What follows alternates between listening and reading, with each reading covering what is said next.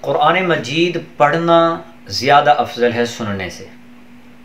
اس کی دلیل یہ ہے، سورہ آل عمران 164 نمبر آیت میں اللہ رب العزت ارشاد فرماتے ہیں یتلو علیہم آیاتی، کہ میرے پیارے محبوب علیہ السلام کا وصف یہ ہے، کمال یہ ہے کہ یہ ان پہ میری آیات پڑھتے ہیں۔ یہاں پڑھنے کی بات ہے، تلاوت کرنے کی بات ہے، اور اس کو رسول اللہ صلی اللہ علیہ وآلہ وصحبہ وسلم کا وصف بنا کر بیان کیا جا رہا ہے۔ اور پھر سنن ترمذی کی ہے وہ حدیث پاک 2914، جب حافظ قرآن اور عامل قرآن سے اللہ رب العزت ارشاد فرمائیں گے، کہا جائے گا یقال لصاحب القرآن اقرا ورتقی، آج جنت میں پڑھتا جا اور چڑھتا جا۔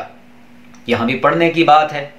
اور پھر سنن ترمذی کی حدیث پاک 2910 کہ جس میں رسول اللہ صلی اللہ علیہ وسلم ارشاد فرماتے ہیں من قرأ حرفا من کتاب اللہ، کہ جو قرآن مجید کا ایک حرف پڑھے اللہ اسے 10 نیکیاں عطا فرمائے گا۔ تو اس میں بھی پڑھنے کا ذکر ہے۔ پھر سورہ ملک ہو، سورہ رحمان ہو، سورہ یاسین ہو، اس میں بھی جو ان کے خصائص بیان ہوئے ہیں، فضائل بیان ہوئے ہیں، تو ان میں پڑھنے کی بات ہوئی ہے کہ جو پڑھے۔ سننے کی فضیلت بھی اپنی جگہ ہے، مگر قرآن پڑھنا یہ بہت زیادہ افضل ہے سننے سے۔ مفتی صاحب کے چینل کو سبسکرائب کریں۔